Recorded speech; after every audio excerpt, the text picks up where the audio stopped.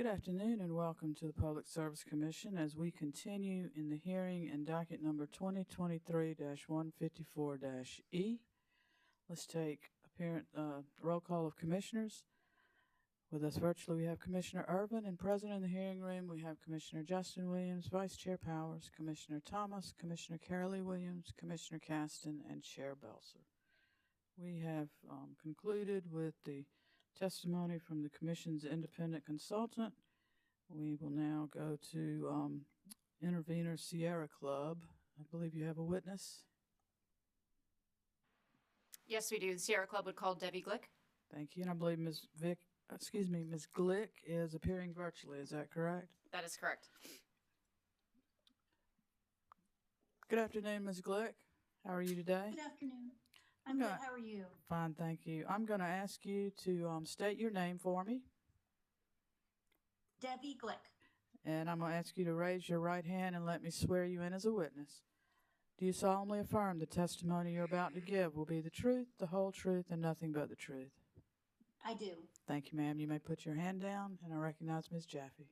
Great, thank you. Ms. Glick, who are you employed by and in what capacity?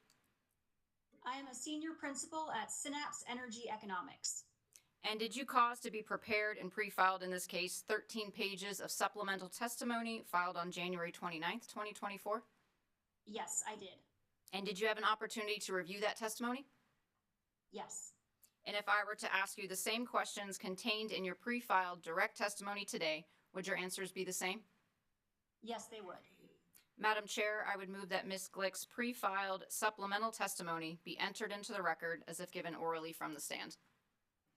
Ms. Glick's, I apologize. Ms. Glick's pre-filed supplemental testimony will be entered into the record as if given from the stand. And did you also cause to be prepared and pre-filed in this case with your supplemental testimony one exhibit labeled as Exhibit 1? Yes. And do you have any changes or revisions to that exhibit? I do not. Madam Chair, I would like to move into the record the exhibit attached to Ms. Glick's pre-filed supplemental testimony that is currently labeled as Exhibit 1. The exhibit attached to Ms. Glick's supplemental pre-filed testimony and labeled as Supplemental Exhibit 1 will be marked for identification as Hearing Exhibit 26 and admitted into the evidence of this case. And Ms. Glick, did you prepare a summary of your supplemental testimony? Yes, I did. Can you please read it? Yes. My supplemental testimony in this case focuses on my review and assessment of PA Consulting's independent review of Santee Cooper's 2023 IRP. Overall, I find that the PA Consulting report reflects a comprehensive review of Santee Cooper's IRP. It reinforces many areas of concern highlighted by Sierra Club and other interveners. Most importantly, Santee Cooper's modeling of overly restrictive solar build limits and its plan to continue to rely too much on coal resources. I highlight that the report provides the Commission with actionable and reasonable recommendations going forward, including the recommendation not to approve the shared resource as currently proposed without more analysis.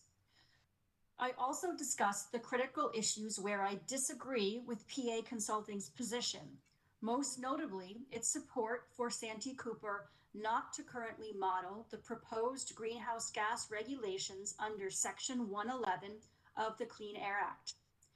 PA Consulting acknowledges that the proposed rule, if finalized, will put regulatory pressure on thermal assets and has the potential to influence all resource planning in the region, expediting thermal asset retirement and altering the energy procurement landscape unequivocally in favor of renewables.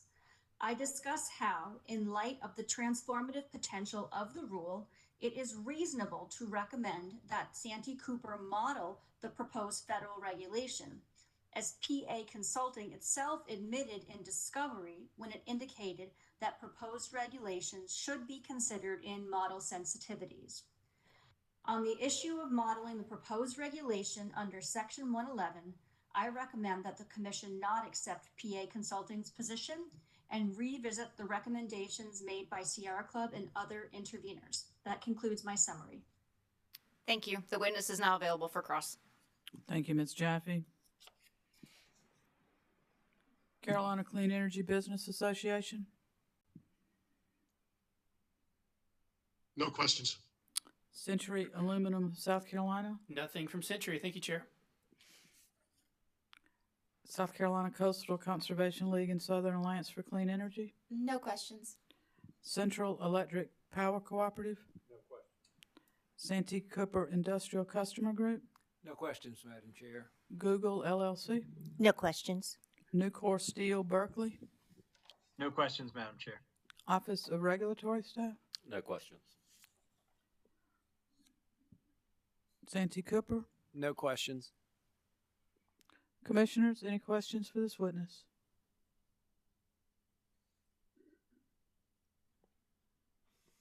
Commissioners, any questions? Commissioner Chair Carol Lee Belzer. Williams. Thank you, Chair Belzer. Good afternoon, Ms. Glick. Good afternoon.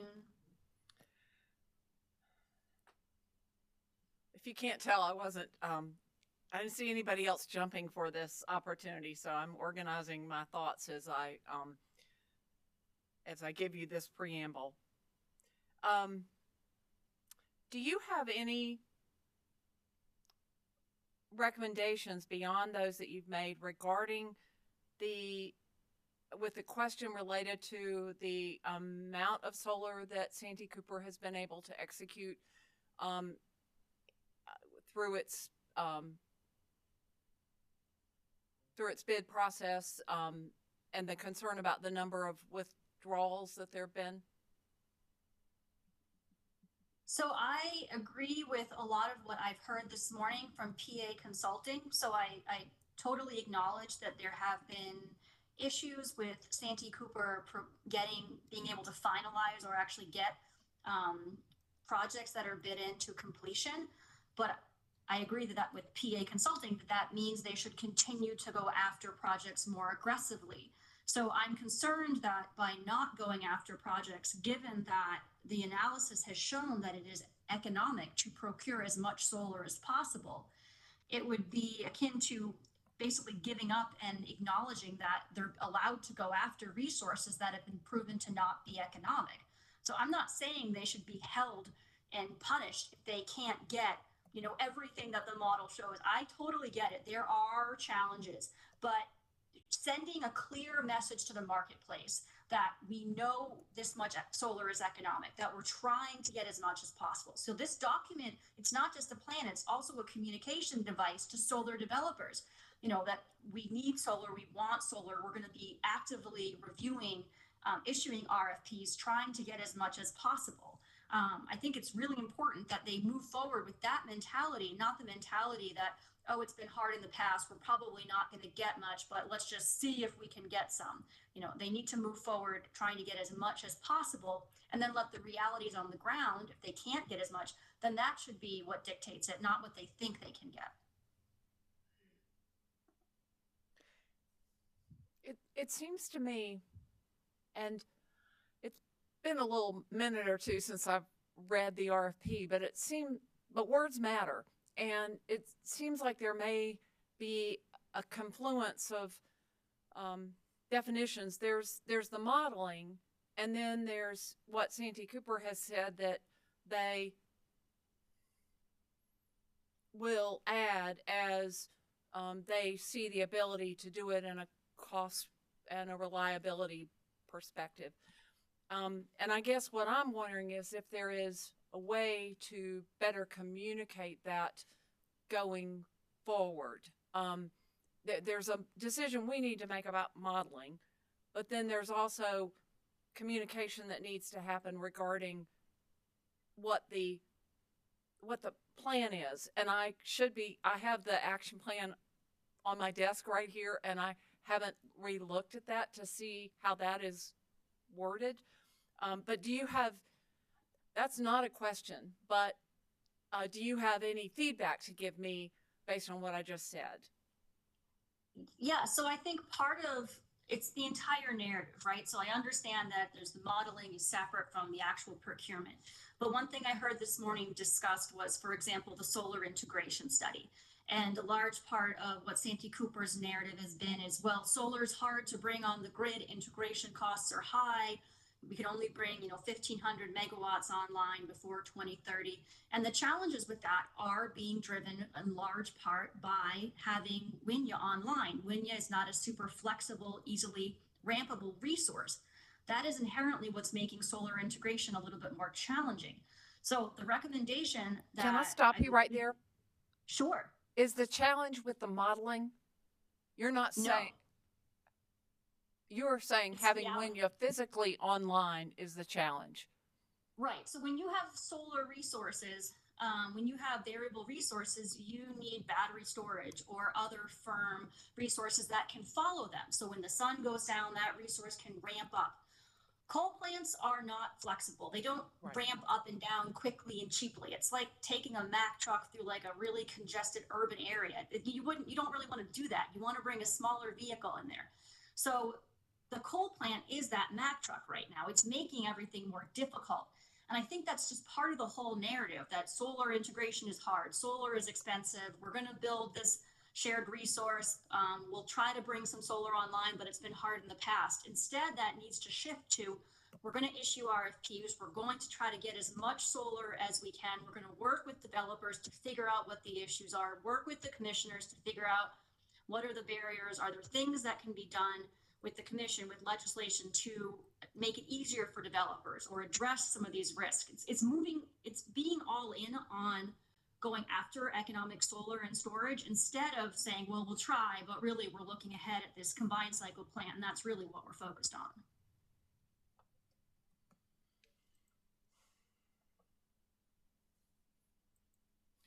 Do you have any comments to add about battery storage and the question about 4-hour and 8-hour and modeling? So I think, once again, the way I heard PA Consulting's witnesses this morning discuss it were accurate. My concerns are that 8-hour battery storage is a different resource. It provides different value than 4-hour. It lasts longer. So it can it can provide battery storage capacity. It can provide firm capacity for longer periods of time. And that deserves a different firm capacity rating. So I understand that Santee Cooper hasn't done a study itself, but there are regional utilities, Duke, that have done studies that indicate that it is a different ELCC. It deserves a higher capacity contribution. So I would reiterate the importance of Santee Cooper getting that right, of understanding how it could fit into the future. And more broadly with battery storage, we've been talking a lot about solar, but there was discussion earlier about all source RFPs. And those are really important because then you're not saying, oh, we want this exact resource. You're saying what is available in the market that is economic. And then you see how that fits with your needs. And paired battery storage and solar, if you bring enough of that online, you can probably decrease, if not displace, the size of this gas resource that is still pretty far in the future, according to Santee Cooper's timeline. So it'd be much more economic and much better planning to test the market with all source RFPs for not just solar, but also battery storage and see what is available to build up first. You just indicated pretty far in the future. And did you hear, I think PA Consultants talk about, we're looking at 6 to 7 years. I see you shaking your head. Yes. Okay. So it's not, this isn't tomorrow. I mean, obviously my client and I have advocated for an earlier retirement date, but assuming that that's not happening, this is in 2031. This is after 2030. So there's still several years to see what is available in the market before they need to make a decision on which size resource to build to replace Winya if the early retirement doesn't occur.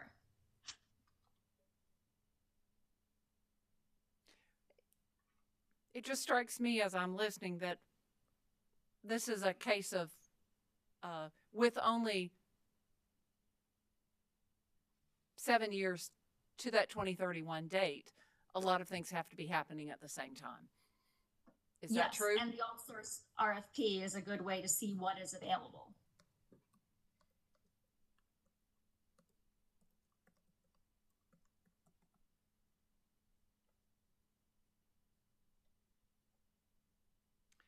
I asked this question to PA, and you might be anticipating it again.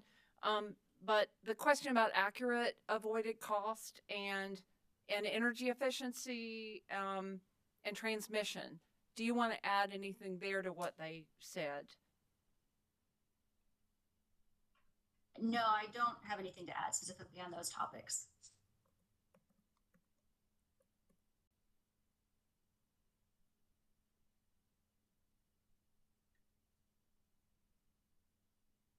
Would you talk a little bit about the fact that this is a comprehensive IRP approval that's been requested, and we have updates coming?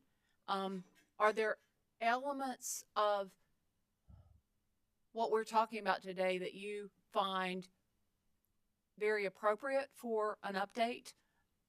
And I'll leave the question at that. Yeah, so I could imagine things like doing an updated battery storage ELCC study that might need to wait for an update. Doing an updated solar integration, renewable integration study might need to wait for an update. I would argue that some things, for example, understanding proposed regulations potentially shouldn't wait for an update. So there's a trade-off, right? With an update, it's nice that it allows things to happen more regularly than in a 2 or 3 year cycle. But the longer things get pushed off, the less options that remain. So the concern that I have with continuing to push things to updates is that you're fundamentally limiting the options that are available, and you're limiting your ability to start moving along and understanding what resource options you need, what you preclude. So if they model, if there's a solar integration study, renewable integration study, ELCC done for the next IRP, well, that's better than not doing it now. I mean, it's better than not doing it all, right? I think those things can wait. I think understanding regulation, especially one that might be finalized by the next IRP, it's a missed opportunity because it's out there and everybody knows what's been proposed. And to not model it and not understand the implications, you're just wasting time. We've been arguing about this for months. They could have been modeling it this whole time and started to understand it. And instead, we're still arguing about it. And now we have to wait for the next update if Santee Cooper gets its way to understand the impact it could have. Ms. Glick, I'm hearing you say the word regulation. Is that what you're saying? What do you mean? So the proposed 111 rule, for example. Yeah. Or any other proposed federal or state regulation. So do you know of others? I'm sorry for talking over you. Do you know of others? I don't know that there are others right now in the region. There are certainly others that are affecting other states. But anytime there is a regulation that is proposed, it is prudent to do modeling sensitivities to understand, is this something that could fundamentally change your entire outlook, your entire resource plan going forward? Or is this just a small impact on maybe one power plant or something? I think understanding how big it is really important. Thank you. I probably have another, but thank you for that.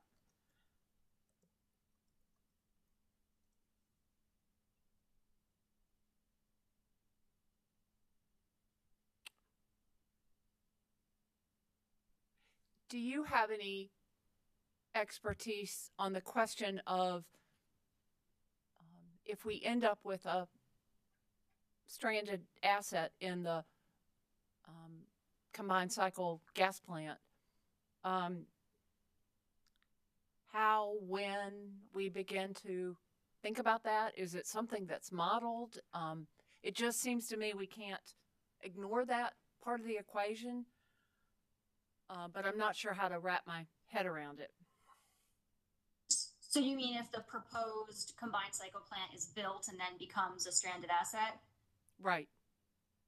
So my understanding, and I'll talk about the 111 rule, is that it wouldn't make it immediately a stranded asset so much as it would limit how much it's used. And that fundamentally affects the unit's economics and makes it much more expensive on a per unit of energy basis, because it would likely only be able to run for a significantly less amount than the company would model or would want it to. Because the combined cycle plant's an energy resource. You build a combined cycle plant because you think it's going to produce a large quantity of megawatt hours.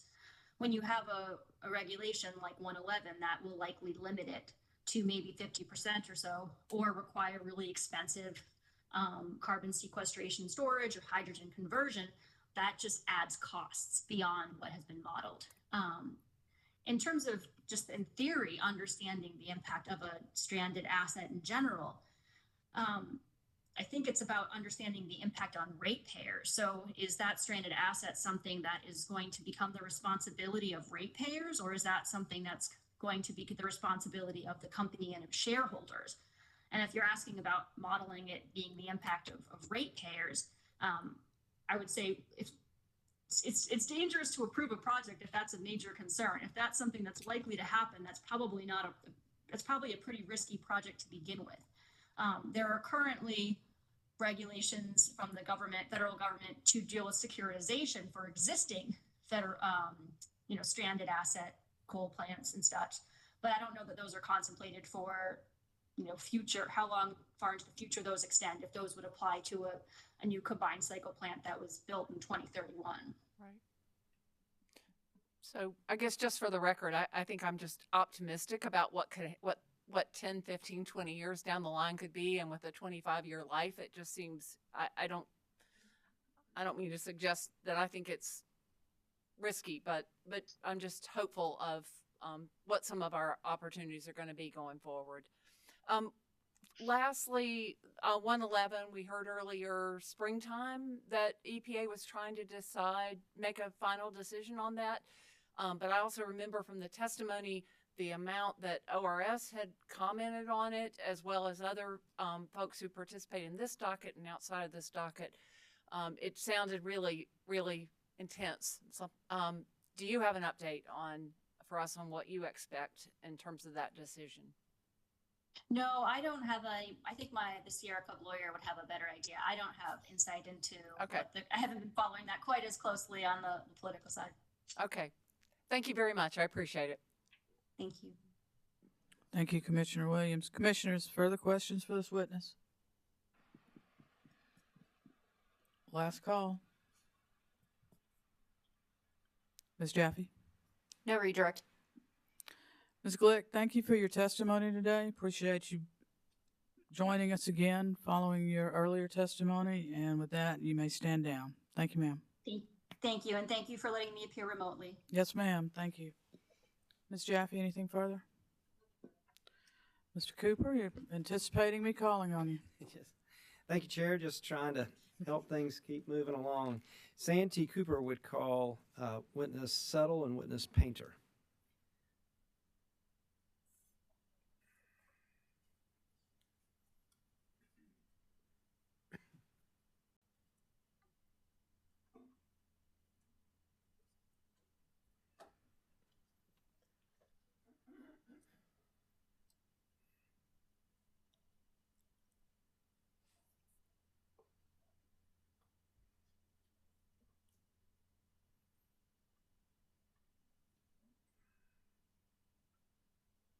Would both please raise your right hand. Do you solemnly swear or affirm that the testimony you're about to give will be the truth, the whole truth, and nothing but the truth? Thank you. Mr. Settle.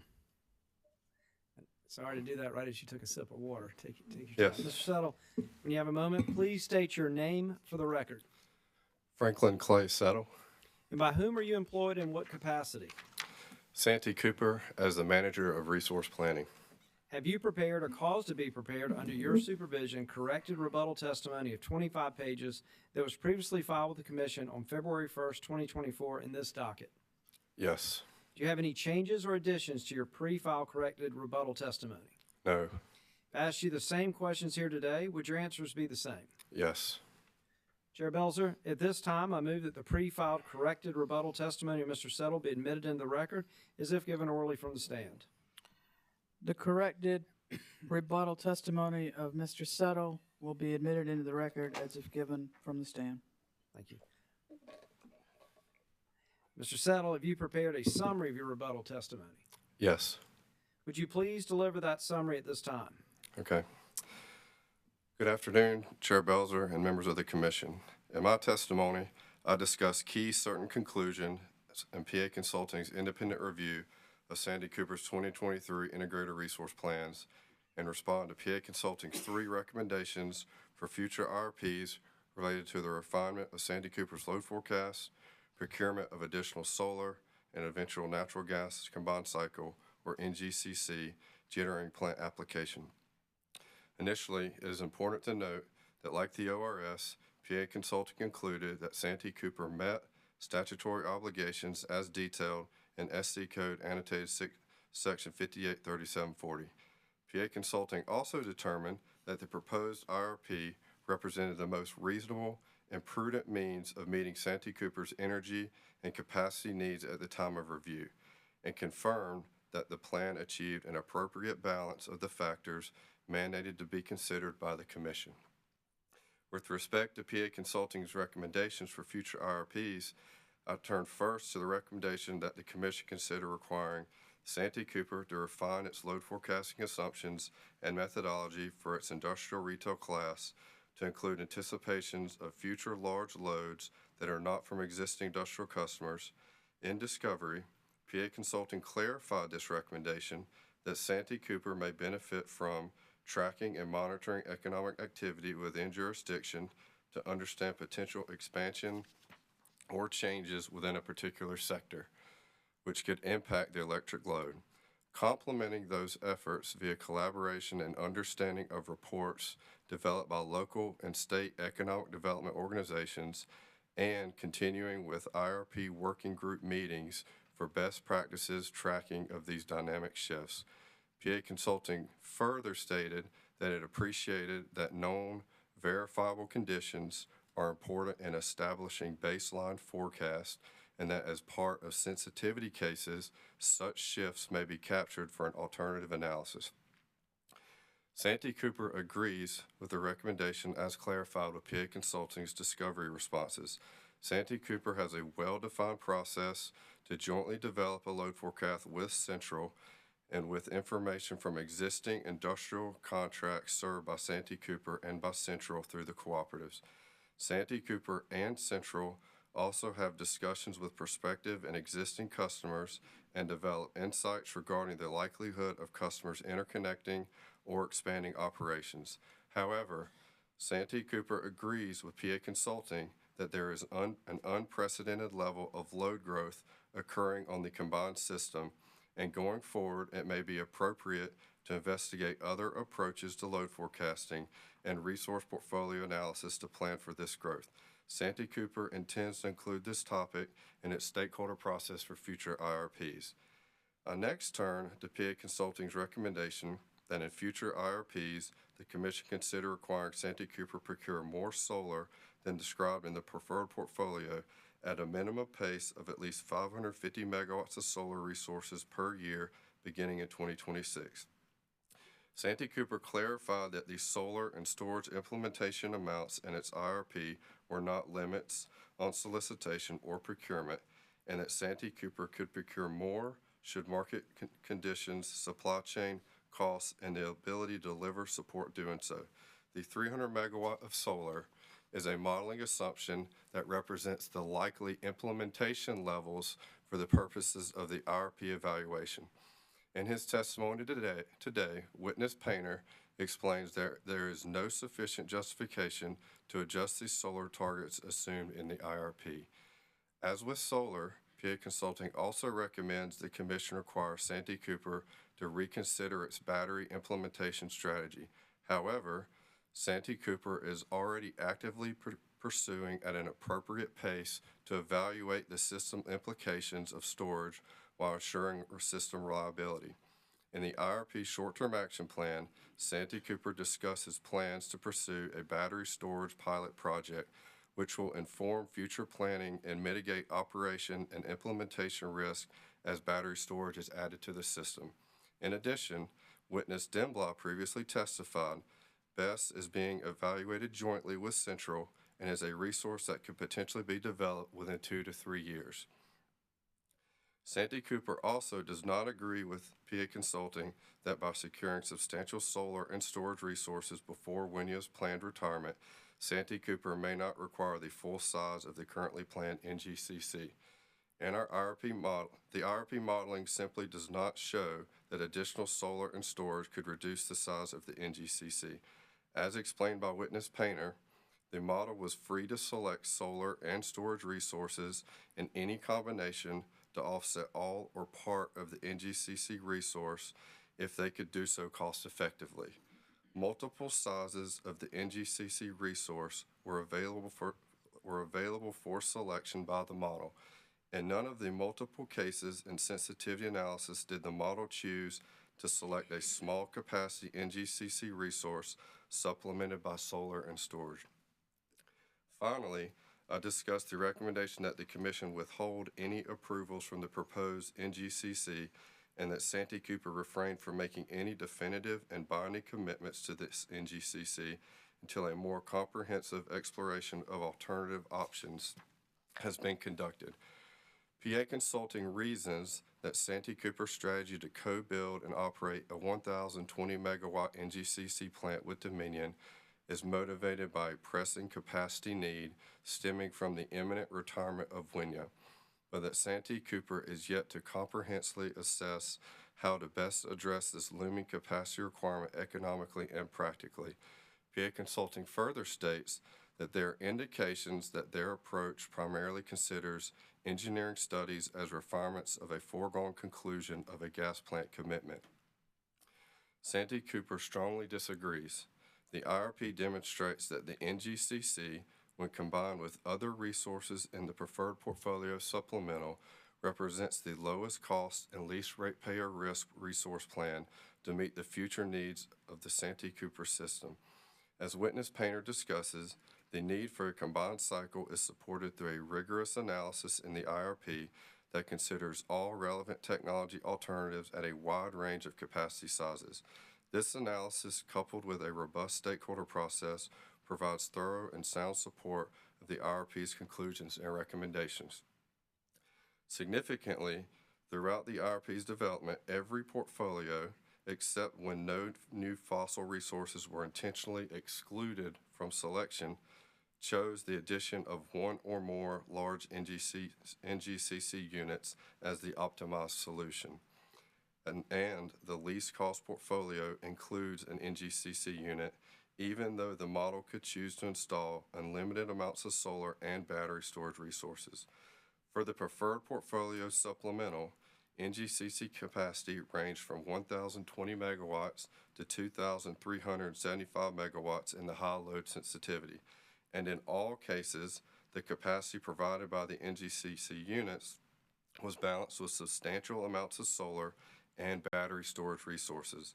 This provides further support that an NGCC of the appropriate size is not a foregone conclusion, but rather a necessary resource that is included as part of an optimal portfolio and that is supported through numerous sensitivity cases with varying input assumptions. Notwithstanding its recommendation, PA Consulting indicates its broad alignment with the fundamental considerations that serve as the foundation of Santee Cooper's decision to invest in a natural gas plant and supports the IRP, which recommends a preferred portfolio that considers an NGCC, significant amounts of solar, and battery storage by the mid-2030s. PA Consulting concludes that PA's independent evaluation of Santee Cooper's IRP concludes that the IRP not only aligns with applicable statutory and regulatory requirements, but also meets the needs of Santee Cooper's customers. Should Santee Cooper determine that the construction of an NGCC unit is in the best interest of Santee Cooper and its customers, Santee Cooper will seek the required approvals prior to construction of such a unit. This concludes my summary. Thank you, Mr. Settle. Mr. Painter, please state your name for the record. Mr. Painter, can you turn on your microphone, please, so you see the red dot? Hold the button. There you go.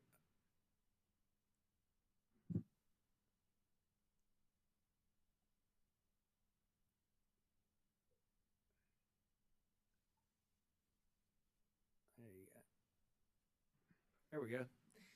Mr. Painter, would you please state your name for the record? John Painter, And by whom are you employed in what capacity? Infront Consulting as a executive consultant. Have you prepared or caused to be prepared under your supervision rebuttal testimony of 36 pages that was previously filed with the Commission on January 29, 2024 in this docket? Yes, I have. Do you have any changes or additions to your pre-filed rebuttal testimony? No. If I asked you the same questions here today, would your answers be the same? Yes. Chair Belzer, at this time, I move that the pre-filed rebuttal testimony of Mr. Painter be admitted into the record as if given orally from the stand. The pre-filed rebuttal testimony filed by Mr. Painter will be entered into the record as if given from the stand. Mr. Painter, have you prepared a summary of your rebuttal testimony? Yes, I have. Would you please deliver that summary at this time? Sure. Good afternoon. My pre-filed testimony addresses three aspects of PA Consulting's report: the pace of solar power additions, reasonableness of Santee Cooper's renewable and battery energy storage system cost assumptions, and PA Consulting's second portfolio concept and support for the preferred portfolio supplemental. First, pace of solar power additions.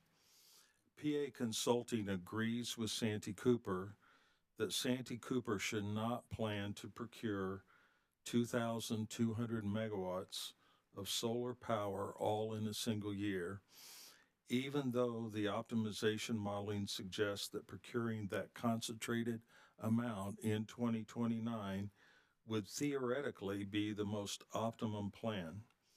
Instead, PA Consulting advocates for Santee Cooper to be more aggressive procuring solar resources.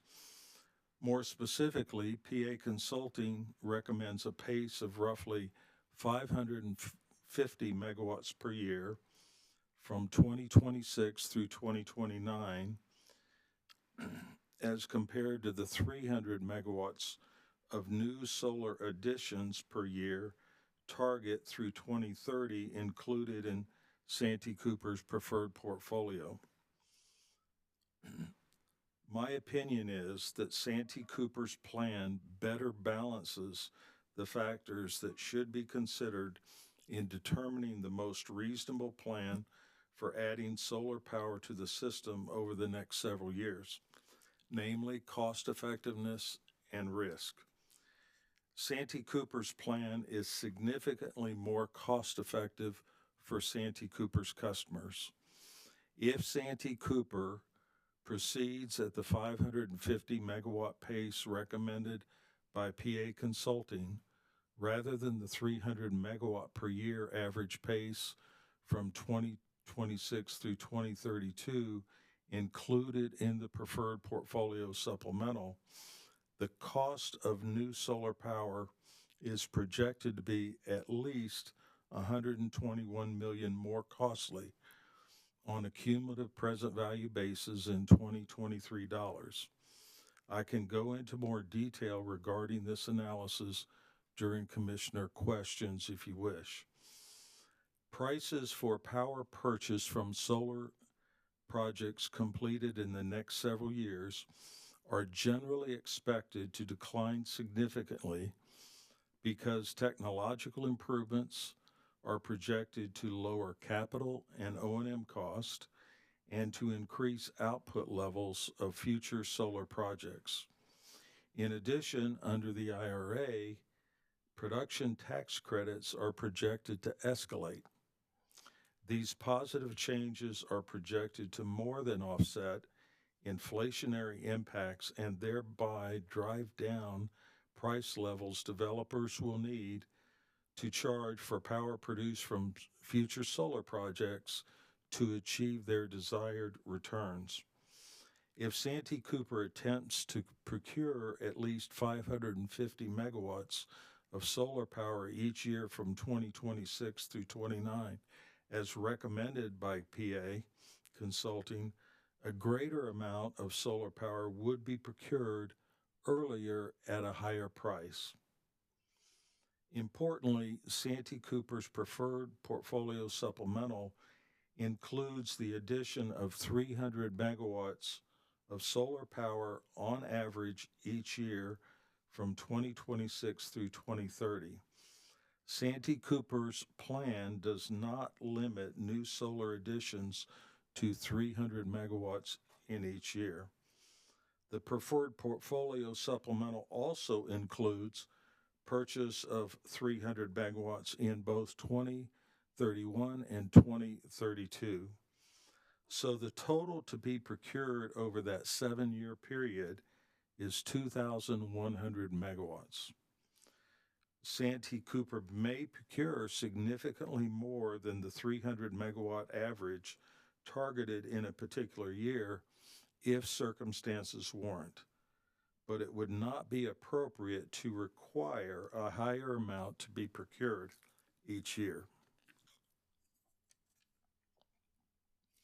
Santee Cooper's decision as to how much solar power to actually add in each year will depend on at least 4 factors: the effectiveness of proposals received during procurement processes conducted in accordance with the Competitive Procurement Program guidelines recently approved by this commission, operational considerations, other future planning activities such as updates to projected solar prices, and Central's input.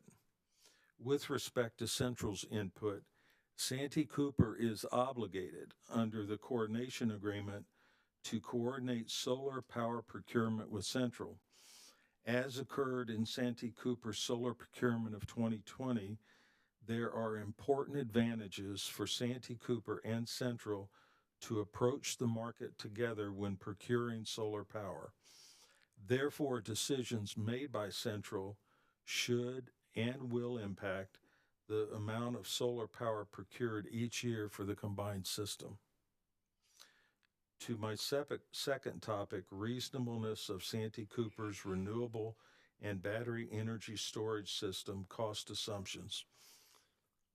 PA Consulting presents information that culminates in the statement at page 35 of its report that Santee Cooper's modeling assumptions as to cost for renewables and BESS may limit continued exploration into more renewable resources.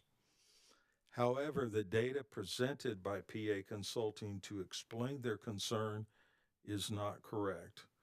In particular, figures 11 and 12 in the PA Consulting report evidence misunderstandings on PA Consulting's part regarding the renewable and BESS data assumptions used by Santee Cooper and presented in NREL's ATB, which was actually the source for Santee Cooper used to develop its renewable and BESS assumptions. PA Consulting also presents an incorrect comparison of the assumptions used by Santee Cooper as to the prices Santee Cooper would need to pay for renewables and BESS in relation to prices developed from NREL's 2022 ATP data. The disconnect can be seen by comparing figure 10 from the PA Consulting report to figure 3 from Santee Cooper witness Noon's rebuttal testimony.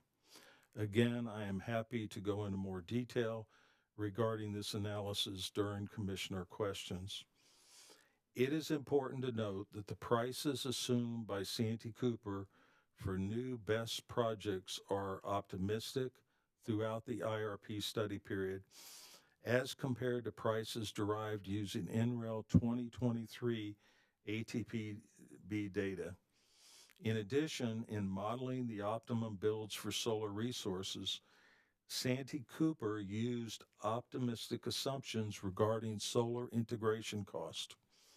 This optimism resulted from Santee Cooper assuming a H-class 2-in-1 NGCC would be available in all years of the IRP study period, even before the planned 2031 online date of a new NGCC resource.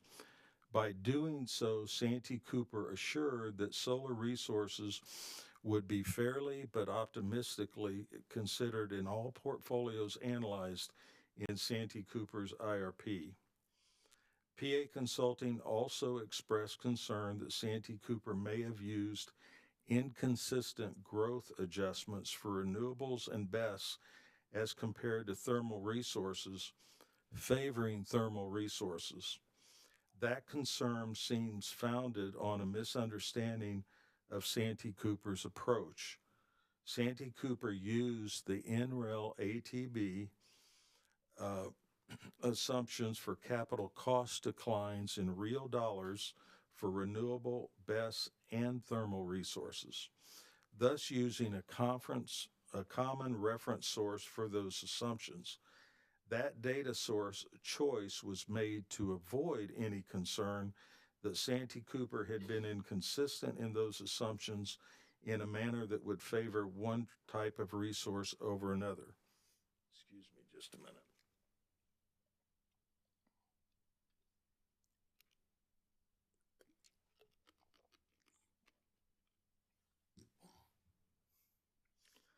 To my third topic, PA Consulting's second portfolio and support for the preferred portfolio supplemental.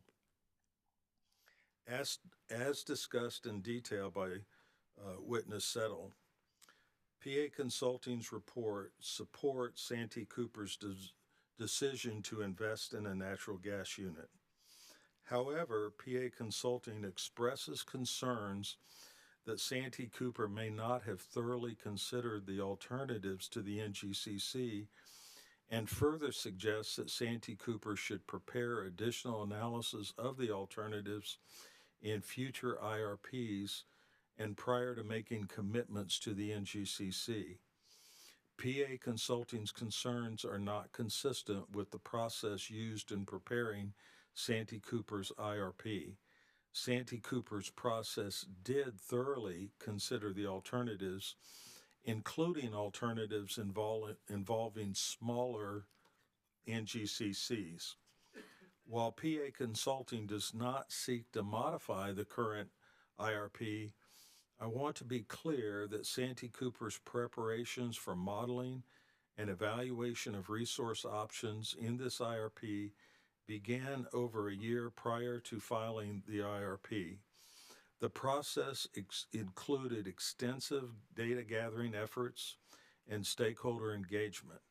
Santee Cooper built a base of assumptions and identified a very extensive list of resource options to be analyzed through this process, including utility frame NGCCs ranging from approximately 300 megawatts to 1,300 megawatts, utility frame combustion turbines of various available sizes, scalable aeroderivative combustion turbines, scalable reciprocating internal combustion engines or RICE units, batteries or BESS, applicable renewable options, solar resources, onshore and offshore wind, and even small modular nuclear reactors. Santee Cooper used state-of-the-art computer models to then develop optimized portfolios and to evaluate hourly production cost for several portfolio strategies, including strategies that sought optimum economics for customers with and without cross-generating station and operation, and that assumed a policy-driven goal to achieve 70% reduction in CO2 emissions by 2030 and net zero CO2 emissions by 2050. The only scenario in which Santee Cooper's IRP analysis did not find an NGCC in the 1,000 to 1,400 megawatt range to be a part of the most economic portfolio was a portfolio that assumes by policy or mandate Santee Cooper would not develop or otherwise add any new fossil resources in the future. That no new fossil portfolio strategy was evaluated as proposed by stakeholders and was carefully considered by Santee Cooper, but found to be higher in cost, especially if the high load forecast scenario is assumed to occur. It is very important to take note that PA Consulting's report did not identify alternative resources that were not evaluated in Santee Cooper's IRP. PA Consulting also did not identify a more cost-effective, lower-risk portfolio for Santee Cooper's ratepayers than the preferred portfolio supplemental.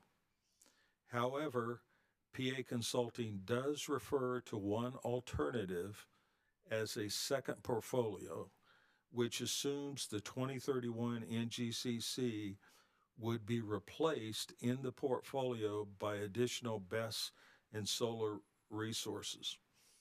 To be clear, and as I stated above, PA Consulting does not propose that its second portfolio should result in changes to Santee Cooper's preferred portfolio supplemental. In response to Santee Cooper's interrogatory 1-11A, PA Consulting states that it recommends that Santee Cooper continue with these assessments of alternatives to the NGCC in subsequent IRPs and maintain accordance with the Siting Act in line with any approvals for the proposed NGCC. PA Consulting provided work papers in response to discovery requests that show their analysis indicates the second portfolio would be approximately $1.5 billion higher on a net present value basis in 2023 dollars than the build cost of the preferred portfolio supplemental.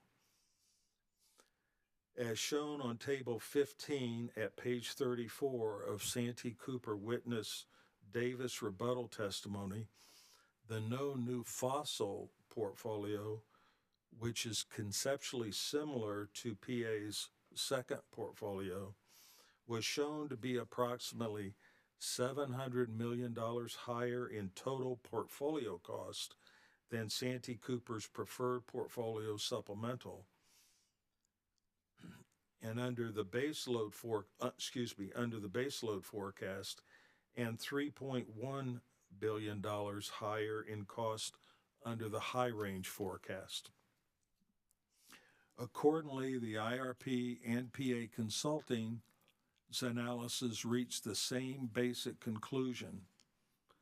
They replaced the NGCC with BESS and solar concept would, based on current assumptions, result in substantially higher costs to customers.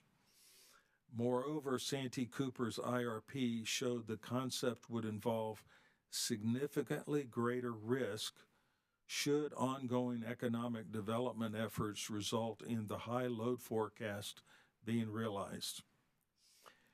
PA Consulting then introduced a hybrid concept that would involve downsizing the 2031 NGCC and partially replacing the NGC with solar and BESS.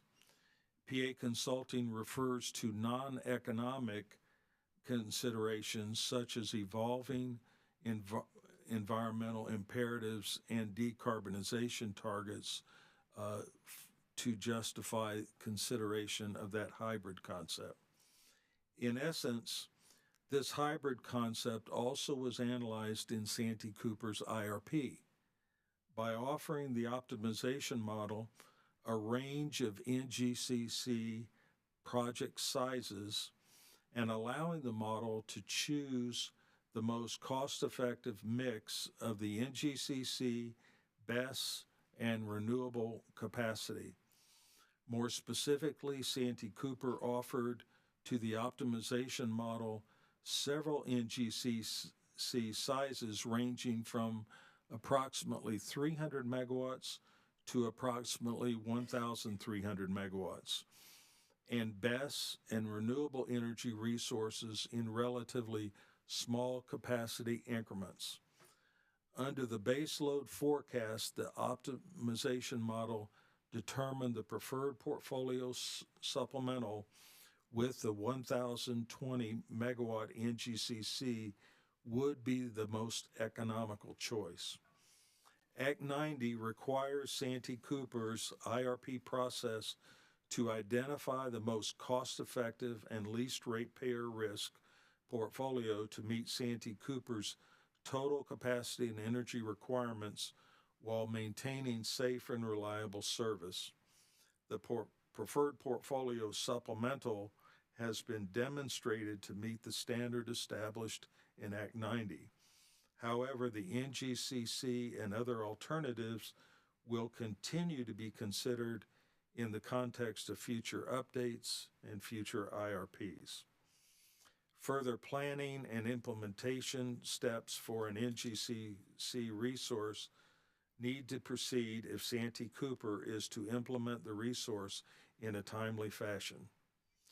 As further planning and initial implementation efforts brings plans for an NGCC into focus, Santee Cooper will submit an application to this commission for a certificate of need, which will launch a project-specific process for further consideration of the NGCC by the commission. If further planning moves Santee Cooper away from the NGCC, that scenario will be addressed in future IRPs and IRP updates. This concludes my summary. Thank you, Mr. Painter. Chair Belzer, at this time, Mr. Painter and Mr. Settle are available for cross-examination by other parties and available for commissioner questions. Thank you, Mr. Cooper. Sierra Club, Ms. Glick.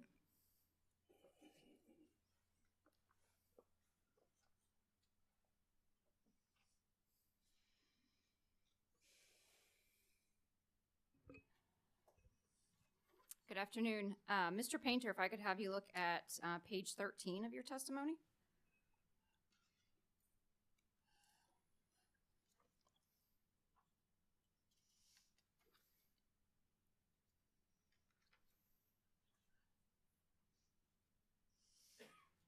Okay.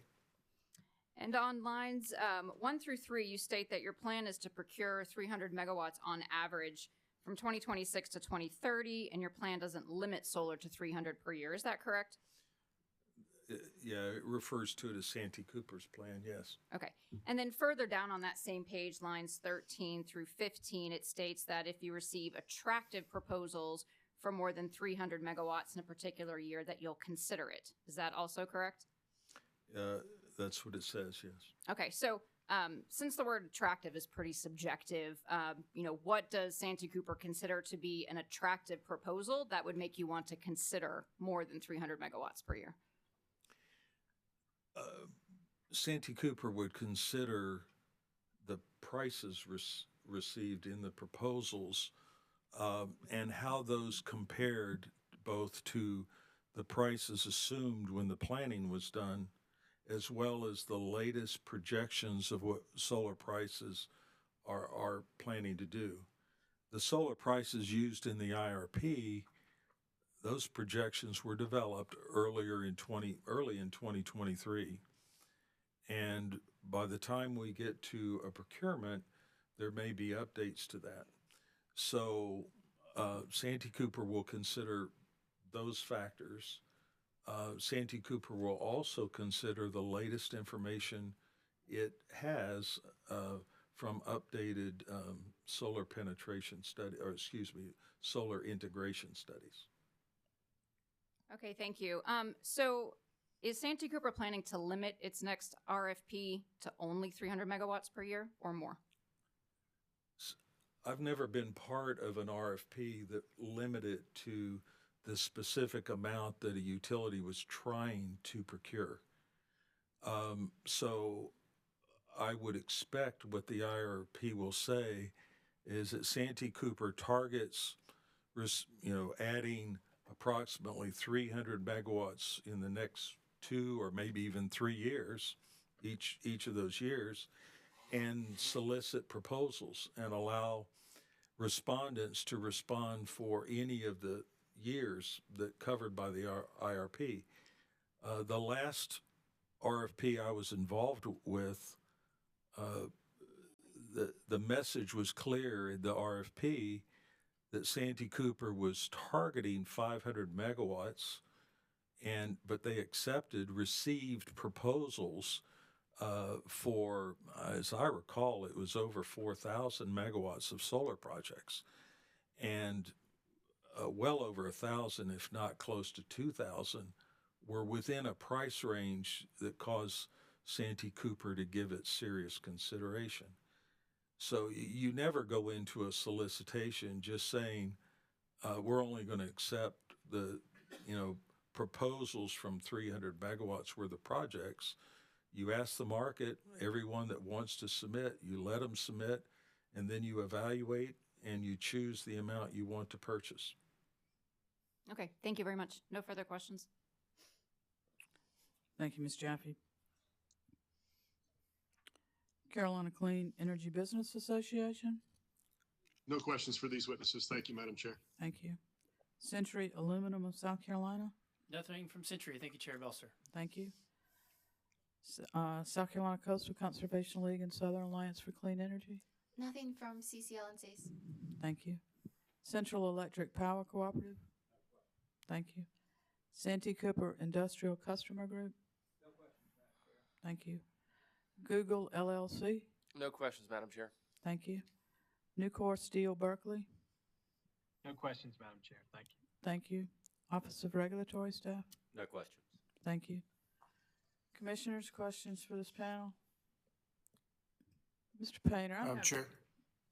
Commissioner Go Irvin, ahead. I just had a clarification, Mr. Painter. It had to do with when you were discussing what you call the second portfolio recommended by PA Consulting, and you gave out some numbers, and you gave a number before you got to that range of 700 million to 3.1 billion. Can you tell me? I couldn't tell if you were saying billion or million. Okay. The number before you got to that range. I know the number you're talking about. Okay. I apologize.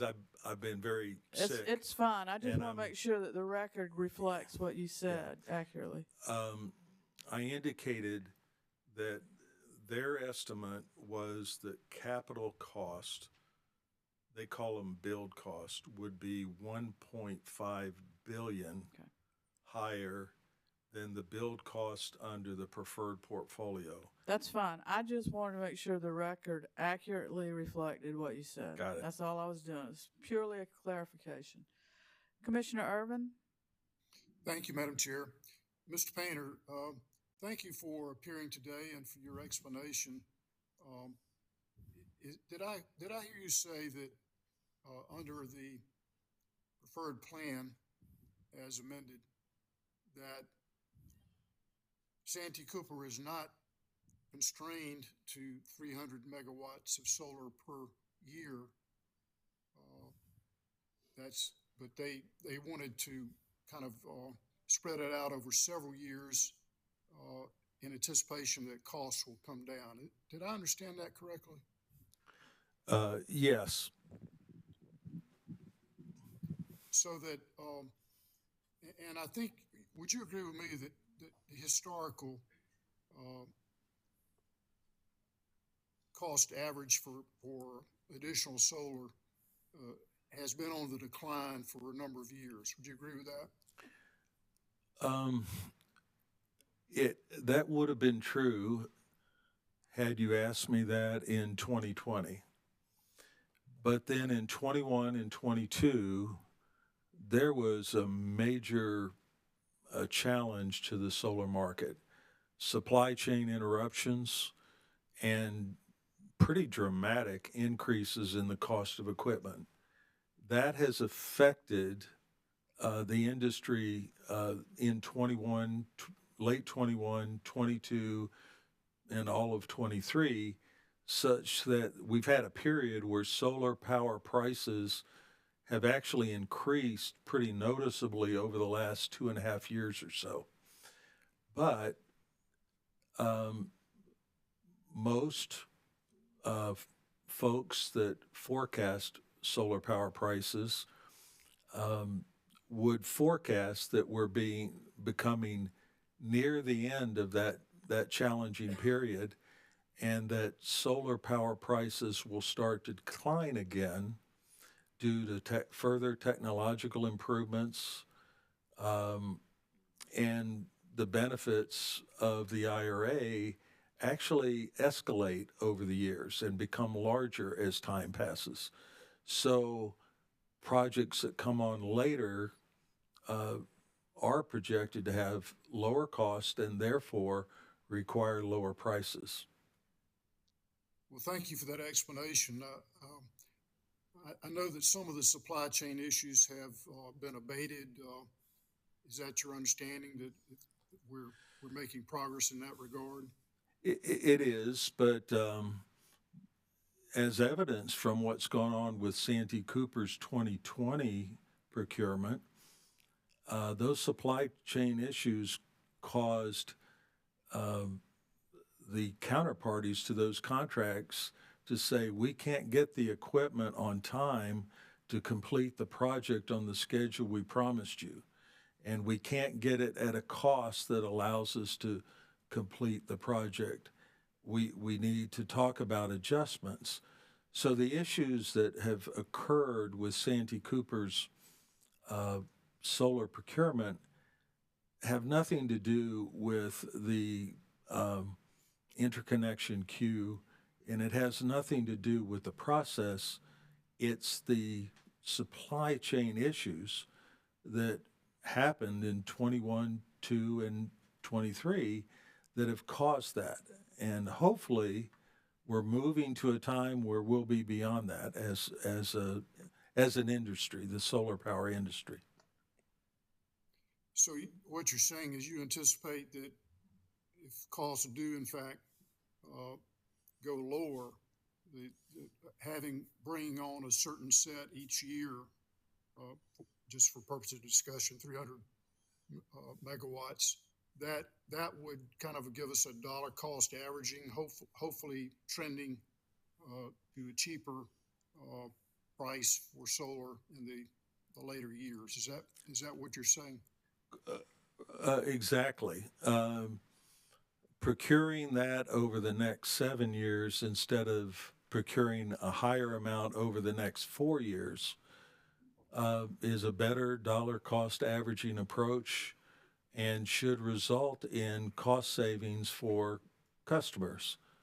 But Santee Cooper will update that pace and that target as new information becomes available.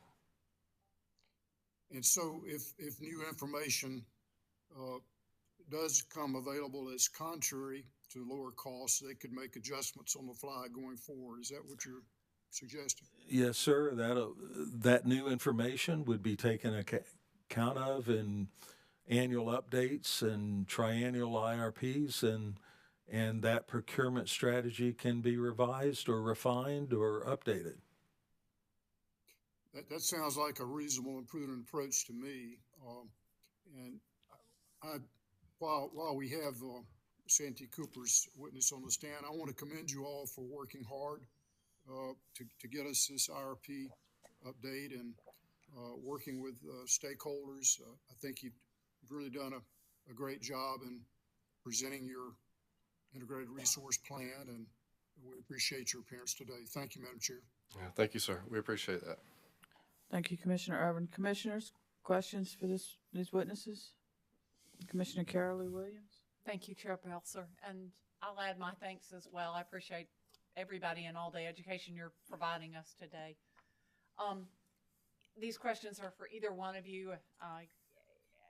When is the IRP update due? Right now, I don't know if there is a date. I think we will be proposing a date in our proposed order. And, we're hoping that we have a sufficient amount of time to have a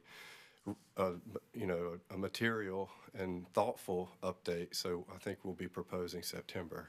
Okay. Yeah. A target is probably what I should have asked for as opposed to a legal due date. Yeah. So you're already working on it now? That's correct. We're already working on it. we're on the planning phases on how we want to approach it. And we understand any orders coming out of this 2023 RP would impact that, but we're already trying to get started so we can have a good, thoughtful annual update. Good. And is there a timeline in place for when you were thinking you're going to apply for that certificate of need for the NGCC? You know, I hate to say, I'm not on the team that's working with Dominion, and you know, I will say we will be providing updates in our annual update and subsequent IRPs.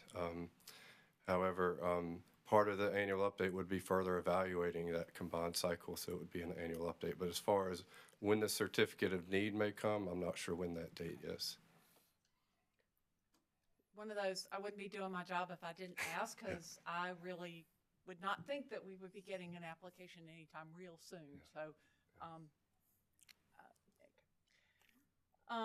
what does it take to model an 8-hour battery?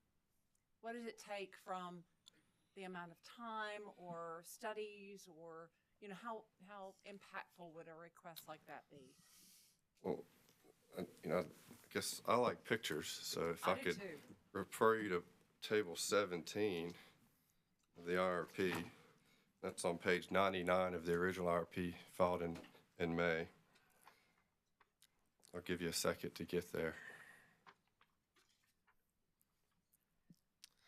I am on 99, and I think I'm in the original. Yeah, so table 17. So Solar PV, table 17, I'm yeah, with you. and that shows the renewable options that were modeled in Encompass. So Encompass was able to choose any of these options as it built a portfolio.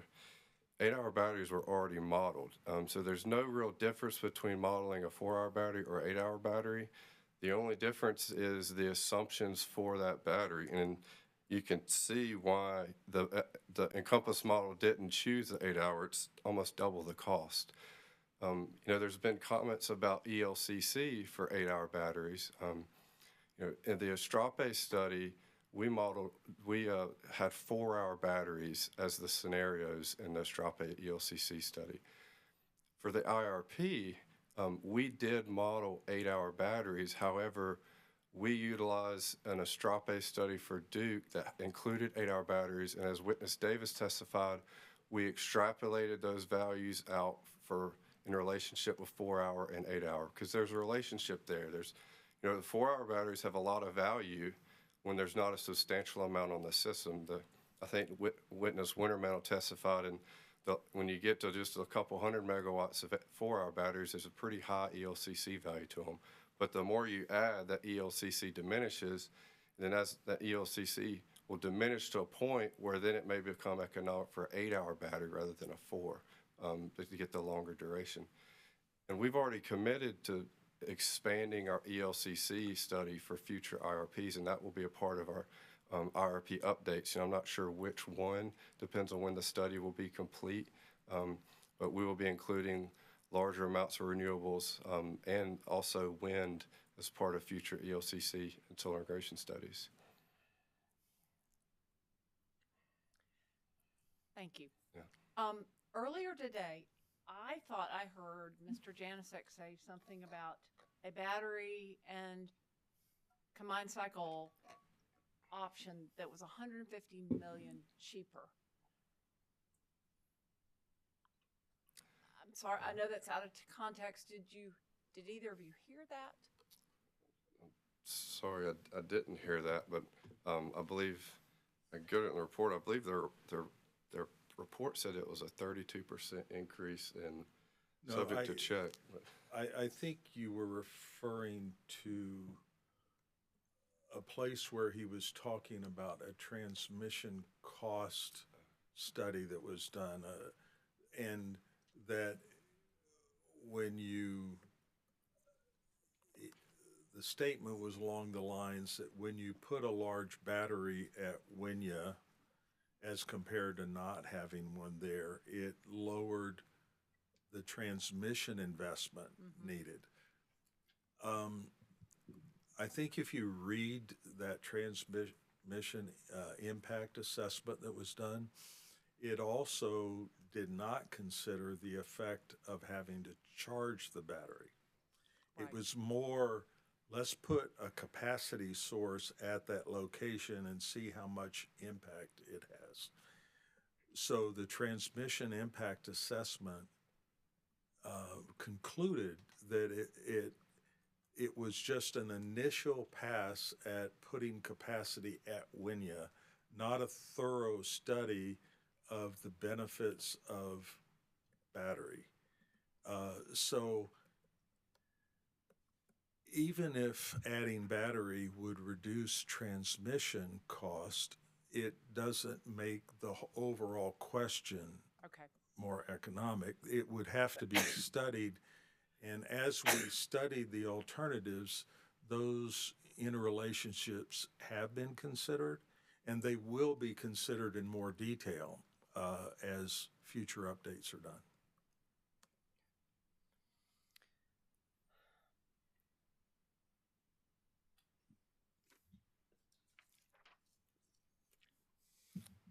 Thank you. Much appreciate it. Mr. Settle, in the action plan, could I get you to take a look at that? Yes. It's on page 142, and it's the NGCC implementation. Yes, ma'am.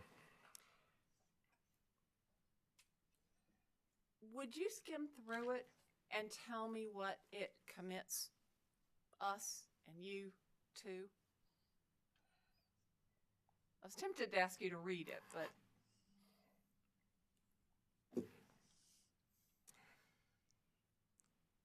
So I think you might be hitting at the steps, because there's some bulleted steps there that we've mentioned that we intend to take. Right. The preliminary ones, as I read them, are exactly what you've been telling us. Yeah. So, the steps are, confirm critical cost. Then the next one is seek further approvals and permits, and then take appropriate actions toward implementing NGCC, which would be a certificate of need. So, again, I'm not on the team, but, my background is engineering construction. And so what we've got in the IRP is it's a planning document. It's a snapshot of time, and it looks at direction and the most economic and least ratepayer risk portfolio to meet our load and reserve requirements. And to further refine those numbers of that NGCC, we may have to engage an engineering firm to conduct a feed study to understand the real cost. We may have to have further conversations with the natural gas company to understand the real cost. And all those things would be needed to formulate the data we'd need for a certificate of need. So in terms of actions we would need to take, it's really just taking the planning the next step further to get more refined costs on that asset and to be able to do a better comparison of what makes sense for our system. And I understand and I respect that. When in your introductory remarks, I think your last sentence closed with saying, if such and such happens, then such and such. And there's a lot of, I would just maybe suggest, as you all think about proposed orders, whether there's a way to be clearer about what it is that you're saying here, because it is in the action plan. Okay. I think that would reflect what has been said and also what's been asked for. Okay. Does that make sense? Yeah. I mean, I don't even know if I should be saying this at this point, but does that make sense? I think it makes sense. And to be clear, we will be continually updating through annual update and future RPs. So y'all will see this as it progresses in our annual updates as well. Well, this is also a good time, has been a really good time for us to get to know Santee Cooper and what you're putting behind this. And so I appreciate your letting us dig in and the suggestions of rereading certain elements. And I think that's my last question. Okay, thank you. I hope another commissioner has a question, because I'm going to check my notes. Thank you. Okay. Commissioners, questions for either witness or both?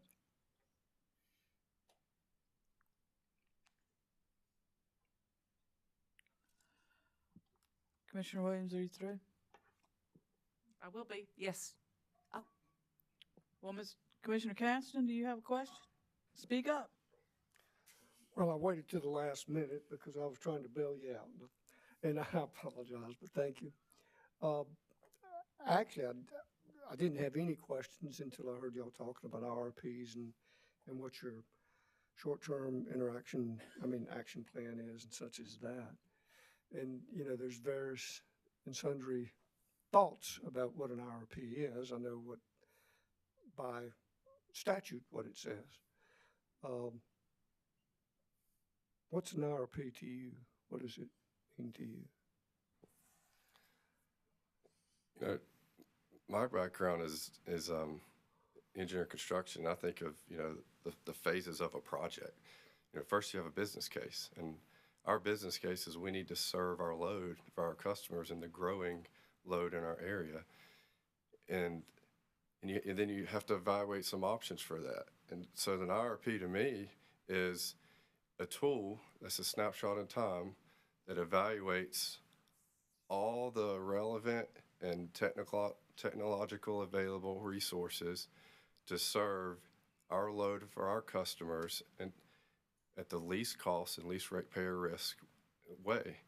And also, the key thing in the statute is it provides safe, reliable power too. And so those factors, to me, are the IRP. It's this document provides the least cost, least ratepayer risk portfolio that would provide safe and reliable power to our customers, and it gives us a direction on where we think we need to go, and then it's a continual exercise to reevaluate that direction with annual updates and subsequent IRPs as markets shift and assumptions change. So don't let me put words in your mouth, but it sounds like you're saying it's not set in stone and can change with time and circumstance. Yes, it's a direction that can change as we continually update it. Or it could be refined. Your decisions can be confirmed as you further evaluate it. And that would be through annual updates and trying IRPs. Yes, sir. Thank you. Yes, sir. Thank you, Commissioner. Commissioners, anything further? Mr. Cooper, any redirect? Very, very limited, Chair Bell, sir. All right, sir. Very limited. Mr. Painter, just curious, you were asked a couple of questions about your ability if an RFP is issued and you have a target, but you receive more bids than the target. Is that correct? Yes. And is it fair to say that if you have a target and you started down a road, I thought of saying first year, second year, third year. So I want to play that out. Is it possible that you could say under that scenario with the bids you receive that in 1 year you might accept 250 megawatts, but year 2 you might receive 700 megawatts, and year 3 you might accept 600 megawatts just because of market conditions and the bids? Hypothetical, but does that follow what your reasoning? It not only follows my reasoning, but it follows my experience. In each RFP I've been involved with, we've offered proposers multiple years.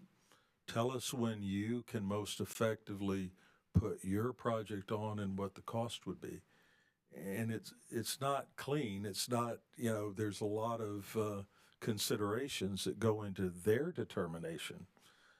And often you'll get not very good proposals in one time period, but much better proposals in another time period. That's pretty normal.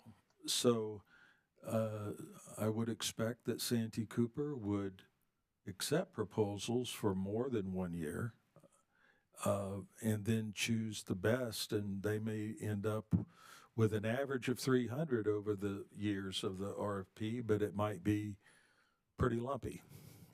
And so the opposite of that would be if you were mandated to have a fixed number every single year that was constant, correct? So to pick a number, 500 megawatts. In that scenario, would you be hindered because of your inability to take advantage of market conditions? Yes, you would be. It would not help you interact on the most competitive terms with the market.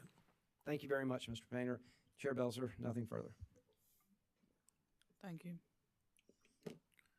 Based on redirect, any recross? Anybody got any? All right, commissioners, anything further?